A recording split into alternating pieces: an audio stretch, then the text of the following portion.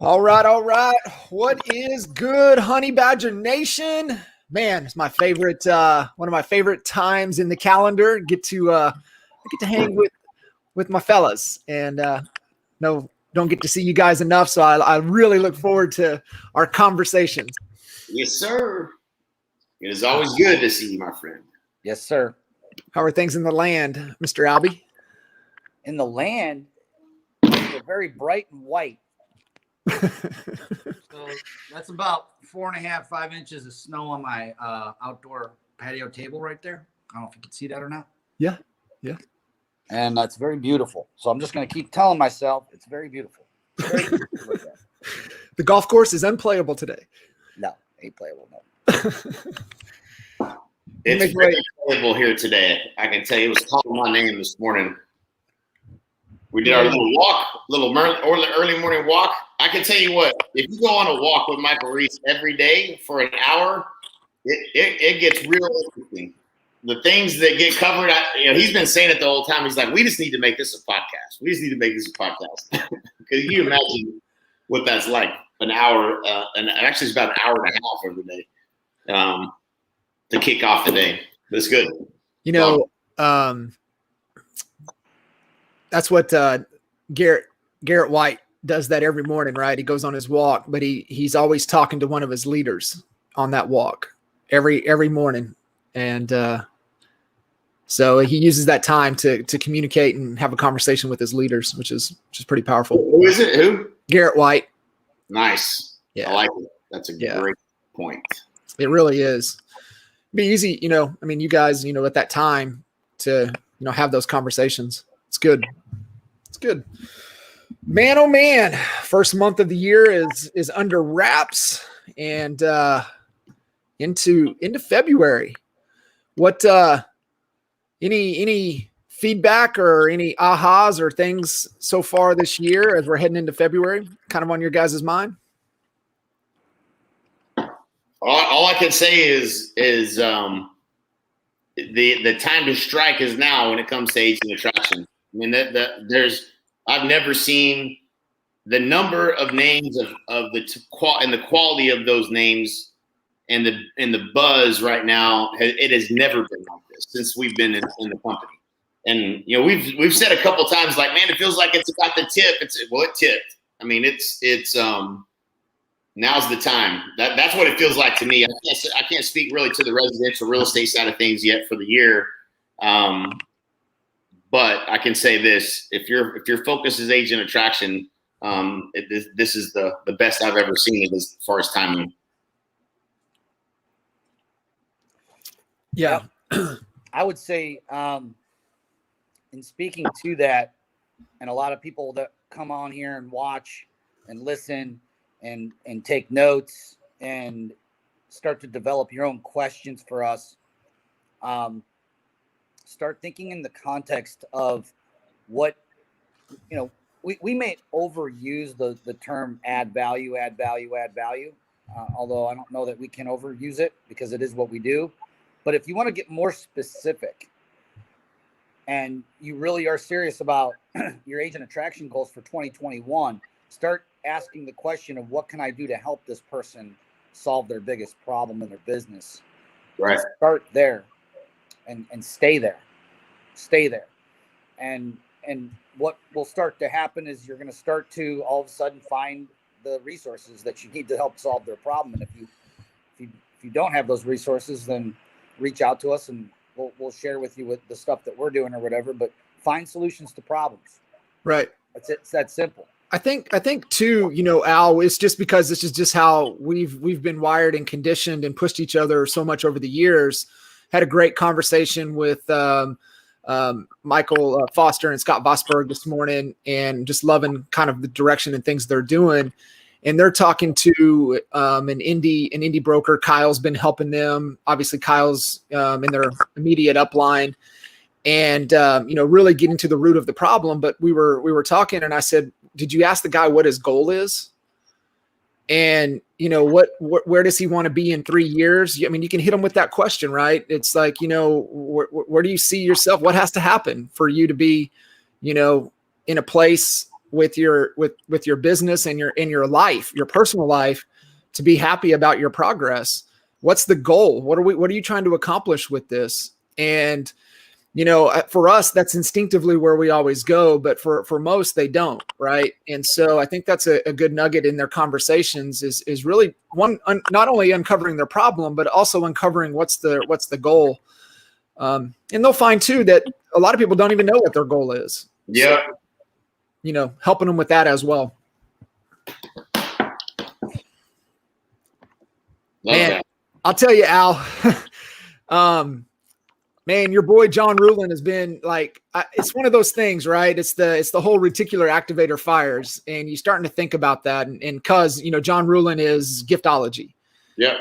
And I remember riding in Cleveland with Al last year, and we were talking about him, and he just kind of slipped out of my mind. And I was on a run last weekend, and I just put on Gary Vee's podcast, and Gary's been doing the rapid fire with top marketing people, speaking to the high level. And sure enough, John Rulin pops in. I'm like, what? Like, he's on, Gary's talking with them, and they're jiving back and forth. And I'm like, okay. And then I just have had some coaching conversations about lifetime value, segmenting the database, adding value, and to the people that already know him, like him, love him, and trust him. Well, sure enough, guess who's on Roland's podcast, his most recent podcast? John Rulin, talking about the whole Giftology and understanding the principles behind it. And I think that's helping people solve their problems, but continuing to add value is, and especially on the real estate side, right? I know agent attraction doing the same thing, but even with their database, as we're still seeing historic lows of inventory across the country, is definitely not losing sight of those relationships. Love it. Hey, Al, you want to give a little context? And hey, for all of you guys listening in, hey, this is, we can sit here and we can go a million different directions, but we really carve out this time for all of you listening in to ask whatever's on your mind. So please throw your questions into the comments, and we'll definitely dive deep on anything that you want to touch on. But Al, I would, you're obviously more connected, running, with the Stasek group and kind of inventory and listings. I mean, is there anything that you guys are kind of seeing on the listing side that's working? As far as, acquiring a customer on the list side? Yeah. What we've been working on and we're continuing to iterate on is, so we're acquiring our listings right now through a method that I wouldn't say is scalable for most people that are watching, because we're using Fox 8, which is the affiliate here. We're running some commercials on it. It's a very expensive client acquisition.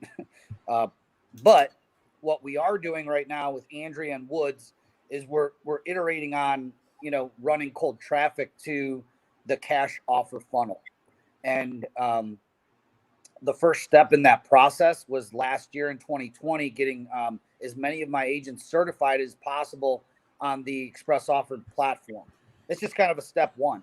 I probably wouldn't, let me put it this way.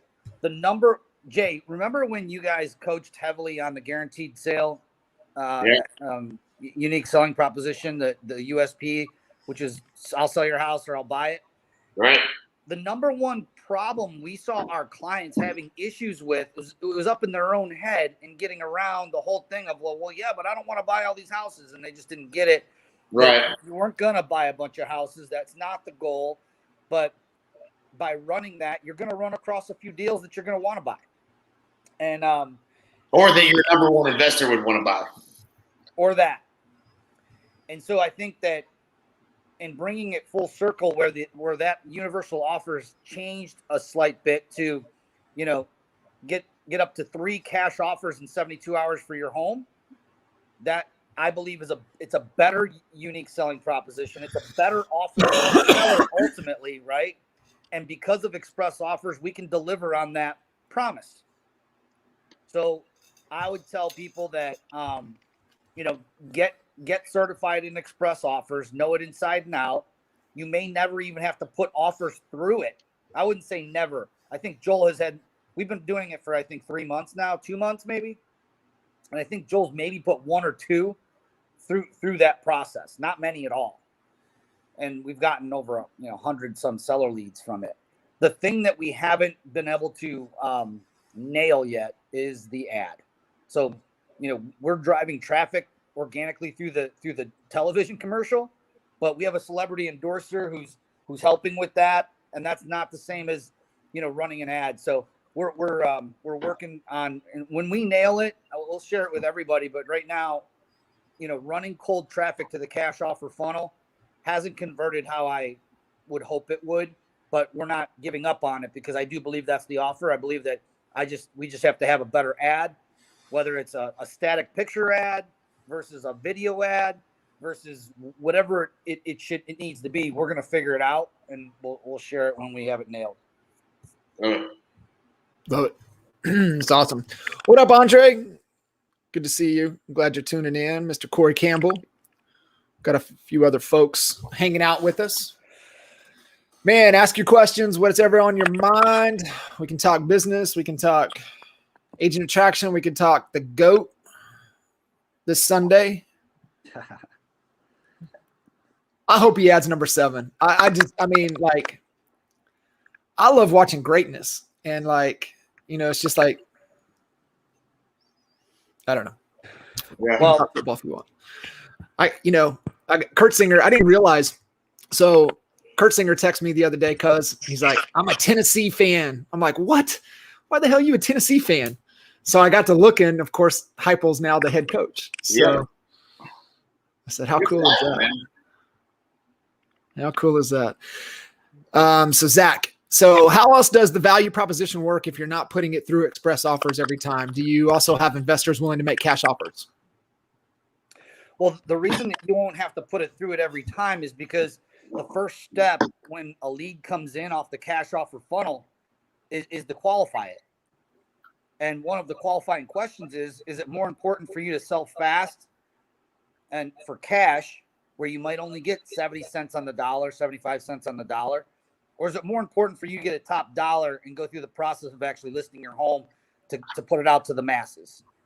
And 96% of those people are saying, no, man, I need top dollar. I can't take an investor offer. So then at that point, the process stops. There's no need in putting them into the process of express offers, even though that's why they may have bit on your offer.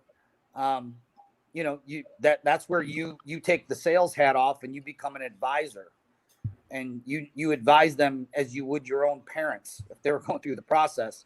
And if they're in a position where they're open to taking a cash offer because they need cash fast, then we have a platform that we could, put them through and put them through that process. Or you may want to buy it yourself at that point too. But as long as I would say this, make sure you disclose. The number one advice I would say is make sure you're disclosing, because you don't want to get yourself into a situation where you're the agent and a buyer and you're not disclosing this to other potential buyers. We saw an agent getting a little bit of hot water over that. So, just make sure you're disclosing everything. And so that's why you really wouldn't put everyone through the express offer process if it wasn't right for their particular situation. Got it. Love it. Zach, hopefully that gave you a little insight, a little clarity there. Hey, cuz, I want to shift over a little bit, and I would love for you to kind of share, why it's important to measure the things that we're doing, and especially as it comes to agent attraction. Can you kind of share with everybody, your favorite quote? And Dan Hillsman, lives it. And I I put together a little EXP growth calculator that's a 3-year deal that I would love to show, and we'll share it with everybody. But I would love for you to kind of tee that up with your, your favorite little measurement quote. Hell yeah. Well, you can't improve what you don't measure. That's the bottom line. And it really is that simple. And what gets measured gets improved. What gets measured and shared publicly improves dramatically. And what gets measured that's not it. What gets measured and reported improves dramatically. What gets measured and reported publicly improves exponentially.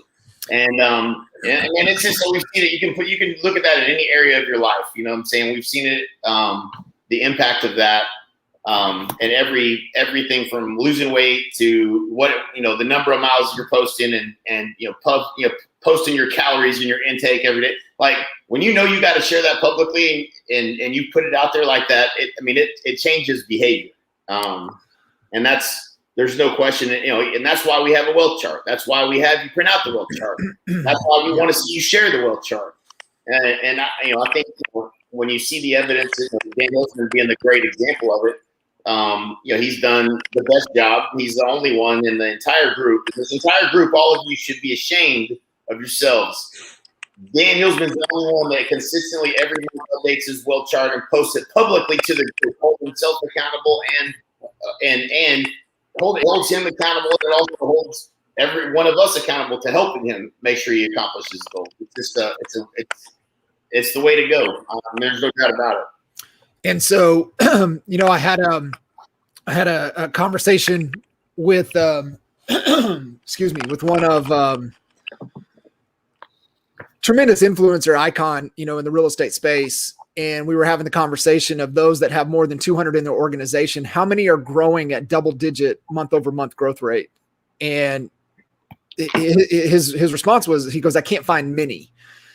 And so seeing, Dan post yesterday at what did they have? 12, almost 13% growth rate in the month of January, and they're well over 200. He's almost at 400 in his group. It's powerful. And it's one, it's obviously leadership, but he's also they're looking at the numbers, right? They're paying attention to that. So, cause I want to share this real quick. And then we've got a really good question, because I think this will be really helpful for everybody. And, it's, obviously I took it, straight from you, but I put it into, a little simple format here. And this is the kind of the growth calculator, if you will. And I'm going to take up the whole screen just so you guys can see this. And so is that a little bit better? Yeah, a little bit better. So all it is it's just forecasted out over 3 years. You can make this prettier, obviously, if you want. So for example, if you started the year with just 25 in your organization and, you're going to smaller, you can have a greater growth percentage. And so like, for example, I just forecasted this out for over the first year at 12% growth, that you're going to be at 97 in your group at the end of the year. And then if you move into the second year and you only have a 6% growth, and then a 6% growth again in the third year, at the end of 3 years, you're going to be at 394 in your group. And then I just based at $60 per agent average. You can kind of figure whatever that number is for you. I know some average agent dollar amount is more. You've got a couple of clients that their per year is over 1,000. I've got a few that are like 800. So whatever that number is for you, I just base this off the $720, $60 per. So you can get a kind of a gauge of where your rev share is going to be in 3 years. And so to me, this is really, really cool to be able to kind of look at and know what you want to focus on. What you focus on improves, right? Like just like the quote that you just shared. And if I'm looking at this and it's like, okay, so 12%, that's only 3. How can I help add 3 more people to our organization this month? And it's the discipline and the consistency of this over time that's going to really put you in a place that we're all moving towards, right? And you guys have to get this. The only thing that we're moving towards is freedom. You can say, I want to be more productive. I want to be this. Bullshit. Yeah. You want more freedom. And so this is the best tool to help us get there. And I just, we'll share this for you guys. It's just a real simple, but it's really powerful. And it really changed my behavior by looking at this myself personally. And, even for me, in January, I think we had 12, almost 13% growth in our group. So that's exciting, right? And that's something to be able to get really, really excited about. Heck yeah. That's a great breakdown of what's very doable. And what happens as you get further along is you start seeing who the people are that are focused on it. And you start helping them. You start focusing on helping them, and now you're duplicated. It's not just you and the work you're doing. It's now you're helping them. You got 3 other people that are just like you doing the same thing, and that's how this thing grows. Is focusing on leadership. Once you get 25 people in your group, it's a matter of you got to find the ones that are capable and are willing to do the work just like you are, and help them do it. Don't let them off the hook. Hold them accountable. And that's where this thing really starts to take off, is when you have that. And I love to reference back to Dan and their organization, because it is fundamentally it's built on leadership, right? That is, Dan leading, pouring into and growing, his leaders from within. That's just it's really like, it's really cool to kind of see and I mean, creating leaders, creating millionaires, creating more freedom, changing people's lives. It's really, really cool.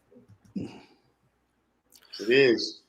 So Cuz, let's dive into this question, and we can't see the name. So it just says Facebook user, but attracting an obscene amount of new agents, and in the process of trying to shift to more mid-range agents that are cappers, but are looking to level up to more production. So one, any suggestions on systems to help the newbies become more productive? And two, any advice on pivoting to who I am attracting? Yeah, that's Miss Chauncey Pham. Okay, cool. Yeah, change the topic of your content. So, so like when this is something that we were very conscious of from a coaching perspective. Whatever bait you put in the water is going to attract the type of fish that bait is good for. And so the things that brand new agents tend to, and part of it could be, obviously, Chauncey's, first of all, let's give her some mad ass props. The number one agent attractor in the company in terms of individual FLA. So great job in what you're doing. And so I appreciate you coming on here and being open to saying, hey, listen, how could I attract a little different talent? And so there's a couple things that I would think about if I were you, Chauncey. I would think about, like, who are my winners in my group, and I would make sure I have those people pinned up on my board on my wealth chart, that I'm working through those people, because you've got more than enough people to grow deep, but you're going to have to lead those people, and you're going to have to lead those people by making sure you're staying on top of the conversation around agent attraction, making sure that they're leveraging you and anyone else in your upline for throughway calls. And, you got to coach them up. I mean, Dan Hillsman used to do the same thing. He was making sure Levi was on calls with me. He was on in the beginning. It was Levi and Dan and me, James, and who else they were recruiting, right? Yep. And there's me and James and Dan, and then it was Andre and you know what I'm saying? Like, but Dan was driving that, because he was leading those people to the conversations, having conversations daily, getting them to a three-way call, get them to watch the video, get them to a three-way call, get them interested, get them to a three-way call. And so there's some work to be done within what you have. And it's not probably so much now you have so many agents in your front line about you bringing on more agents. It's about you really bringing on the right kind of people and finding the right kind of people that you already have. And so what you're doing is working. You could still bring a ton of people on with the same topics and the fact that YouTube, maybe there's more people that are new getting in the industry using YouTube to find out where they should join and what things they need to know and that kind of thing. But I would start shifting the topic to finding people that are looking for opportunity and not just to sell more real estate, but let me show you the opportunity side of this company and what we can do for you there. And I don't know how exactly you do that on YouTube where you can really show them the opportunity, because we really can't do that publicly. But you want people to see the opportunity, not just see, I can sell some real estate. That's, there's a lot of people that come on board that they would have gone out and just started trying to sell houses had I not shown them how big the opportunity is. And they have the same opportunity as everybody else to help, build this thing. And so that's just a couple thoughts.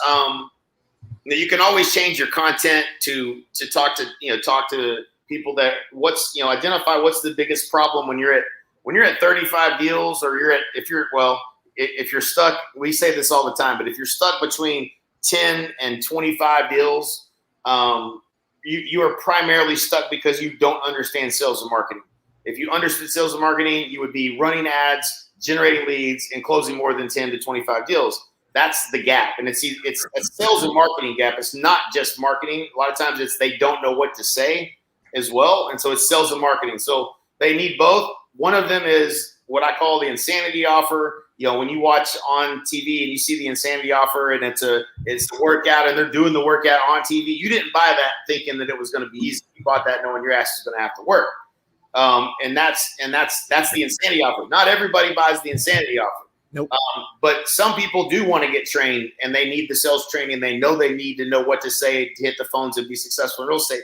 Other people just ain't gonna do it. So there's a large percentage of people that get stuck under 35 transactions or 25 transactions, let's say, that will never get above 25 transactions because they haven't accepted the fact that they need sales skills and they're not willing to do the work to have those skills, which is repetition of doing what they don't want to do, which is make calls. So if you're gonna identify what's the biggest problem marketing at a small level, I think that's that anybody that can spend $200 a month can generate a deal. That's hands down. We can show you how to spend 200 to make 10 grand, and then do that over and over again. So that's a skill that you can focus on. That every agent, really, even above 40 deals, they a lot of times don't know how to. Can we get the dog to shut up? Maybe. Thank you. I don't know. I mean, they just stand out there and listen to it bark. I don't understand. I know. It seems like somebody would say, "Shut up, dog." Drives me crazy. So there's that, and then as you escalate a little higher into and I don't know if YouTube's the right platform for this, because I don't think that you be quiet too. That necessarily people who are looking too cute. Yeah, they're all cute when they're little, buddy. Let me just tell you that. When that one grows up, and it probably be well mannered and everything, of course, will be that kind of legend. But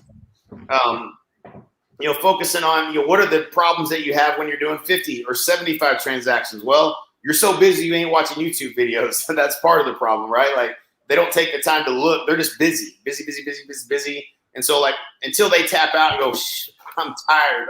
There's got to be a better way. And they start seeking. That's hard to find those people on YouTube watching content. That's my belief. I could be very wrong there as well, because I haven't really tested that. But it seems like those people that you run into that are having a lot of success selling 50 to 70 to 80 homes a year are they're so busy that they need help, and they need help in terms of getting things off their plate, and they need help with hiring, and they need help with leverage. And those people don't take the time to sit down and watch a video very often. And so they're a little bit harder to get, but somewhere in there where you can identify the problem, I think marketing is the easiest one. If you're showing agents how to do marketing in your videos, I think you'll get a little better. At least you got somebody who's thinking about spending money to acquire a client. That's not everybody, but that's a good start. At least they're thinking, yeah, you're going to show me how to run an ad and get a customer. Yeah, I'm interested.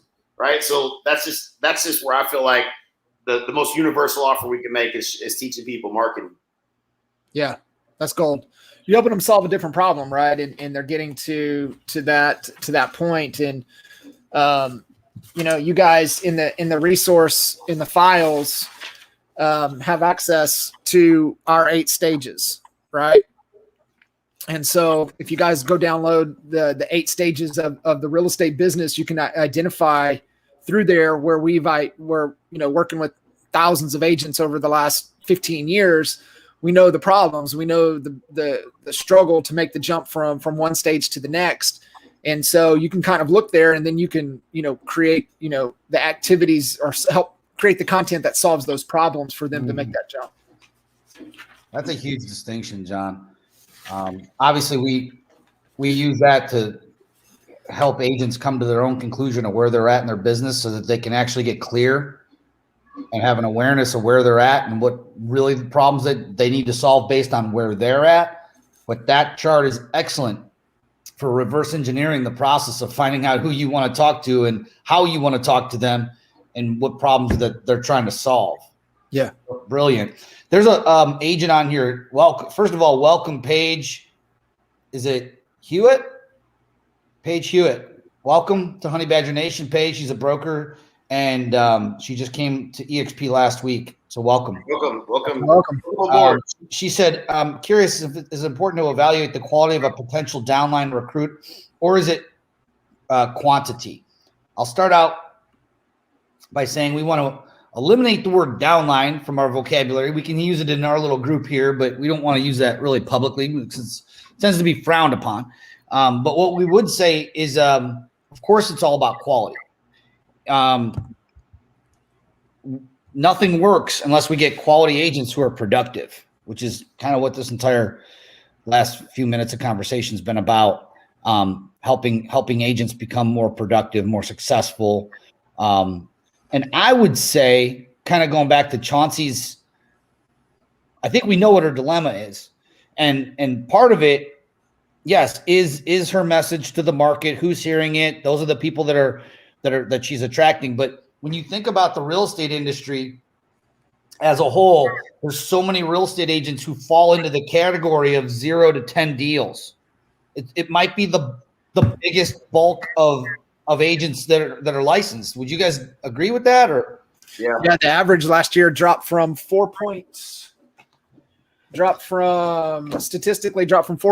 3.4, I believe is the new average. So if you think of the real estate business as a funnel, and everyone's pouring into the same top of the funnel, the people that are in the fattest part of that funnel are the ones that are doing between 0 and 10 transactions a year. Then the funnel gets much, much smaller from 10 to 20, and from 20 to 40, even smaller and smaller and smaller and smaller.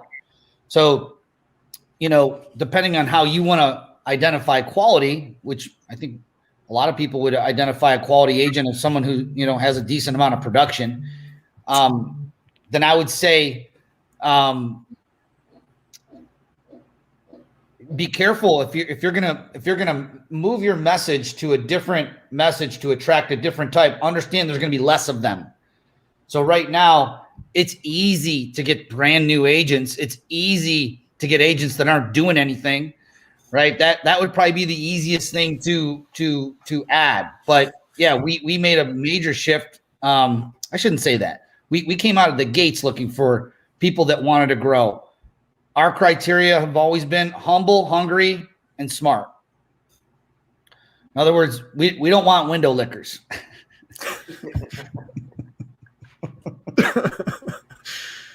I mean, come on. You got to have somewhat of smarts, right? And it doesn't mean that anyone is looking for a genius, because God knows we're not. We're not the sharpest knives in the box by far. But you got to be able to, some emotional intelligence there. Yeah. Good stuff. Hyatt. Paige is pronounced Hyatt. Thank you, Paige. Love it. We've got Beth Silverman on Expert Mentors tomorrow, and she's going to talk about all the new changes to the mentor program at EXP. So I'm excited to have her on to roll that out. We've been trying to get her on for a while, but she wanted to hold up until we had all of those announcements. So that's going to be good. Good stuff. What's going on in Puerto Rico? Man, it's awesome here. I mean, it's so bizarre for that. Everybody's digging themselves out of the snow up north and everything. And I was watching the Aspen X Games. I was like, really? Now is the Aspen X Games? Like, no, it's going to be weird. Like, I think going like a whole year with no winter is going to be strange. Yeah, I would be okay with that. Yeah, it's not so far. I have no problem with it. None whatsoever. Kathy's asking when I speak with an agent who is closing more than 10 and says I'm not happy where I'm at, what can I do next to attract them? Yeah, ask them why. That's what I mean. First of all, they're already halfway there, right? So in that scenario, that's the best person you can be talking to. They're already halfway there. And say, well, tell me what you're not happy about. And then when the answer to that is, I think I know somebody that can help, right? And Gotcha. if I was to share with you a video, or if I was to send you a link for a private training with one of the top trainers in the country, would you be open to taking a look at it? And then get them on our Tuesday, Thursday call, get them to watch a video. It's the same thing every time. You got to get them engaged, get them excited enough, find out what their problem is. If I think I can help you solve that, if I could help you with that, would you be willing to take a look at something? Well, sure. And then you get them on a call afterwards. It's like that's the best thing you can find is somebody who's not happy. Well, if you could change anything, what would you change? And I think if you ask people enough times, they'll find there's something that they would change. They're not all happy. They may be happy. Oh, they may be comfortable, but they may not be happy. Well, if you could change anything about your business, what would you change? If they said that they were happy, I would say, well, if you could change anything about your business, what would you change? Well, I'd probably be doing more business. Okay, well, if I can show you how to do more business, would you be open to take a look at this? Right? Like you just got to get them to say, if you could be doing more, would you be happier? If you could be doing it in less time, would you be happier? If you could be doing it with, if you didn't have to ever do it at all, and you had more passive income coming in every month than it took to pay your bills, would you be open to looking at something? Like it's just a matter of you being dogged about trying to understand that they have a problem and how you could help them solve it, and then getting them on a call, get them to take a look at the opportunity. Like all those opportunities, if you truly are engaging and listening to what their problem is, then there's no doubt. And this is where, for me, it's just my belief. I know for a absolute fact that if you find somebody that's doing 10 deals a year that wants to do more than that they better damn sure be partner with us at EXP. That there's no better choice for them than to make, period. And I feel like I owe it to them to make sure they understand that. You know what I'm saying? It's my job to save them, like from the pain and agony of trying to figure it out on their own when they could be partnering with us, right? And so, like when you have that mentality of wanting to rescue someone, like you would rescue a puppy, like Al rescued that cute little puppy. That's what this is about, and that comes across being genuine. You just want to help them. What do you guys find that are a couple reasons why they would not want to make the move over to EXP? Because they don't know what it is. And so I think Kathy corrected it. It was they're not happy where they're at. So they are happy. Yeah, she says they are happy. They are happy, right? So if they're happy where they're at, and then I would say, okay, so if there was anything about your business that you could change, what would be the one thing? It's not because first of all, let's not ever ask the question, "Are you happy where you're at?" It's not a real quality question, because everybody will say, yeah, I don't want to change brokerages. I'm happy where I'm at, right? Like that's the initial response. So say, well, if there was anything you could change about your business, what would it be? It's just a better quality question. Great question. Right? So then, if there's one thing you could change, what would it be? Well, I wish this or whatever, right? Because they don't know to say, I wish I had stock. They don't know to say, I wish I had passive income and revenue share. They're never going to give you those answers, right? So like you got to meet them where they're at. It's going to have to be something. Well, if I could get more listings, if I could quit having to show buyers on the weekends, whatever they come up with, if they say, listen, so you did 20 deals last year, and you don't want to, if you could do 40 next year in half the time, would that be exciting for you? Nope, don't want to do that. I'd hate to work less and make more money. So like you got to ask kind of some rhetorical questions that they're going to say yes to, if they're not giving you any ammunition, right? If you're truly consulting with somebody and they open up to you and they're actually telling you the truth, they'll tell you some things that they probably would change. They'd like to have changed or different, but you got you might have to be you ain't going to just hit them out of the gate cold with that. You're going to have some relationship built with them. I hope everyone heard that and wrote it down, because that was gold right there. It's about the truth. And to answer the person's question, I don't know who asked that question, is that, the number one reason why someone would not look at it is because they're happy lying to themselves and continue to tell themselves lies. And because it's so much more comfortable. Here's what you do.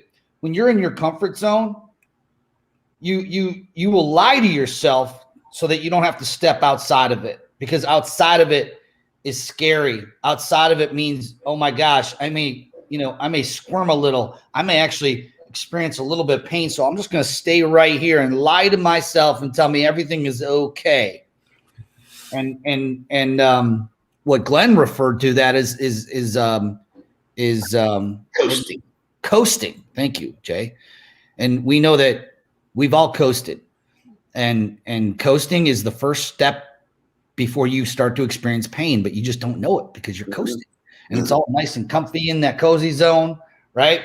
So that's a brilliant way, Jay. So glad that you brought that up, because that actually helps me in talking to some people too, is that, you encounter that person who's just like, I'm happy where I'm at, and that is one way of uncovering it, is asking the rhetorical questions where you're going to, you can predict what the answer is.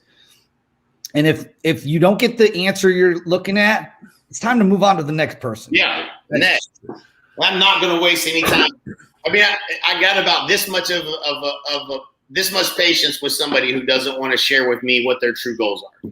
Like, I mean, at the end of the day, and you guys should all have that same confidence, because we are an extension of you.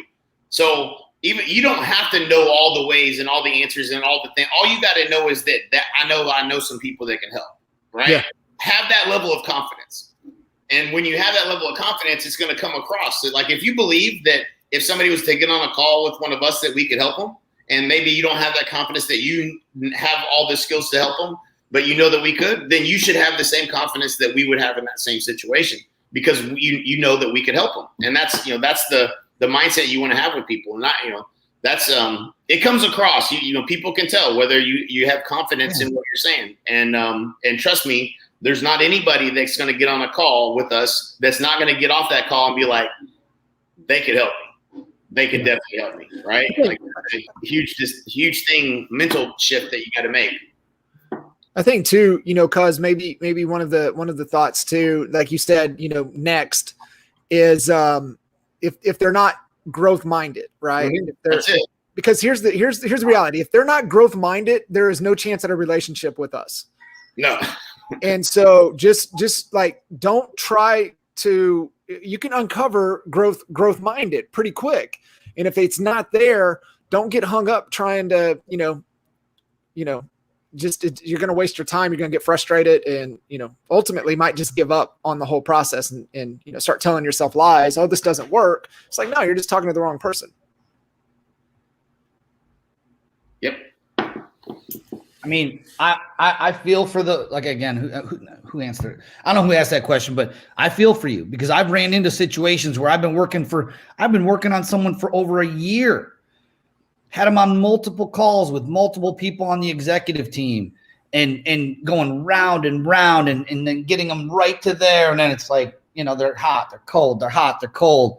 And I remember, who I'm talking about, Jay. I reached out to him, I'm like, dude, what do I got to do with these people? And Jay's like, walk the fuck away. Because it's just, it boils down to that. And I know that a lot of people listening to this are saying, well, yeah, you could say that. But you have to have, it's the same thing on a listing appointment. If you don't have the ability to the takeaway, I used to use the takeaway all the time. Mr. and Mrs. Seller, I turn down more listings than I take. So is it okay if I'm just brutally honest with you and tell you what you need to hear, not what you want to hear? And kind of positioning, there's no difference in that, and what that boils down to is having an ability to articulate yourself in a way that they understand that you're building trust, and that we're going to have a truthful conversation today. I'm not here to bullshit you, and you're not here to bullshit me. If we can agree on that, let's move forward. And let's have like an open and real conversation about what growing your business could look like. It's because it's what Perry Belcher always says. You always be the buyer. You're never the seller. Mm-hmm. Because as the buyer, who's in control? You are. So it's that mindset that you're always the buyer. You never want to be in the situation to where you're the seller, because the buyer can always walk away.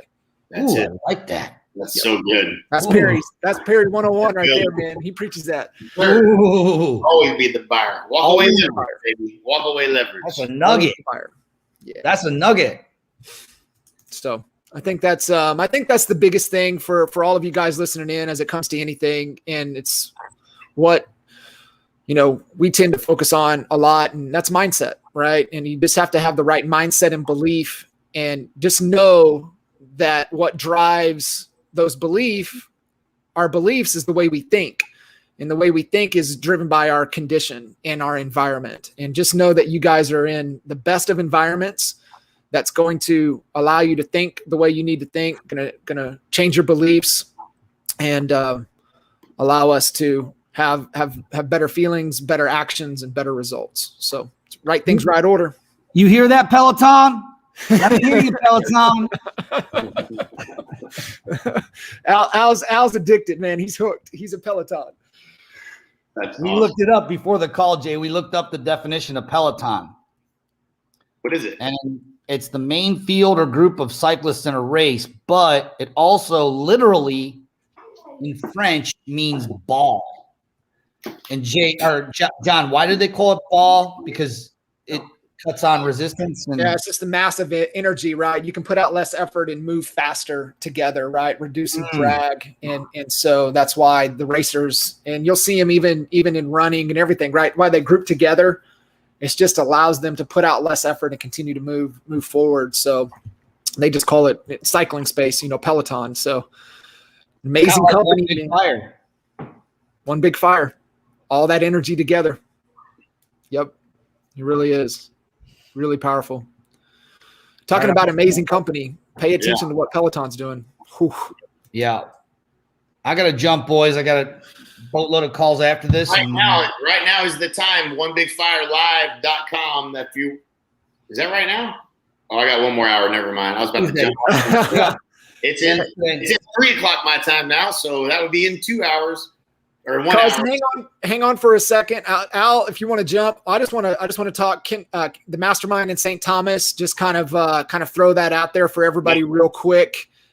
Just so it's on everybody's radar. I reminded a few folks this morning to hold on. That's funny. Huh. I had to stop sharing. Wow. It is not letting me. Anyways, so I was going to change the banner to Kindari Stasek. You guys can all go to KindariStasek.com. All the information for our Mastermind event that we've been doing for the last 10 years now. 9 years, 10 years, 10th year of Mastermind. And we will blow this one up, man. We've been waiting for it. It's time for a live event, and we are good at live events. Yeah, man. We're so excited. So go ahead and snag. I know there's a little early bird pricing, and I mean, I don't know how the Ritz is going to roll with this or St. Thomas, but we will fill it as much as we can fill it. But don't wait to get that last minute ticket because it might not be there. That's all I got to say about it. We'll continue to talk more as we get a little bit closer and get more details, but I definitely want to make sure 2 seconds to chat, remind everybody. Great point. Albie, appreciate you, brother. Cuz, great as always. Appreciate you guys. Great day.